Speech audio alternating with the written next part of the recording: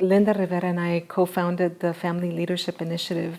And the reason we co-founded the Family Leadership Initiative was because after meeting and working with a very talented woman, Consuelo Castillo Kickbush, who created the Family Leadership Institute program, we realized that the families wanted more.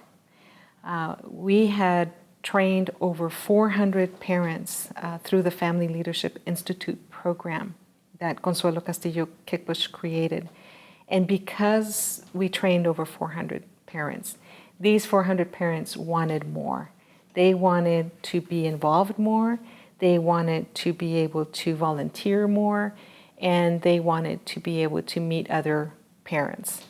So we created Family Leadership Initiative, and through the Family Leadership Initiative, the main goal was to continue to meet with parents at the schools and encourage them to become teachers in the home, and how they could help their children be much more successful in school, even though they were a bilingual household. It did not matter that they spoke Spanish at home. What mattered was, were they reading books? Were they going to the library? Were they spending time together? Were they communicating? Were they touring the university? Were they developing a true plan of life? You know, where are you going? What's your purpose? And so we began to see that parents were shifting, they were changing, they were going home and saying, wow, I should not be expecting my teenager to change. I should be the one who needs to change. If I change the way I talk to my son, the way I talk to my daughter, I'm going to see a difference. And so we began to once again, or I began to see the growth not only in the students, but also in the parents. And some of the students who the children of the students who graduated from the Family Leadership Institute program wanted a leadership program for themselves. And so they created Fly Zone.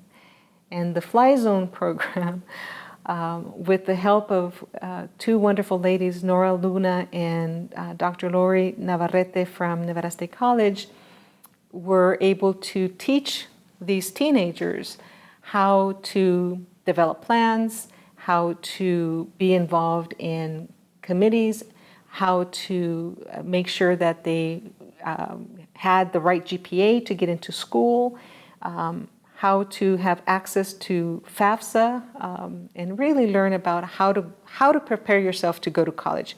But how do you prepare yourself to go to college, making connections with other students, and maintaining those healthy relationships with other students to support yourself as you go through life and through college.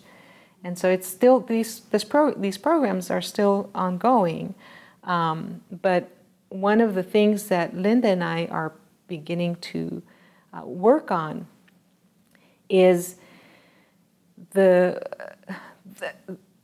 mothers, and I say mothers because they're mostly mothers, but the parents are eager to know what the issues are. They want to know the facts. What is going on in education?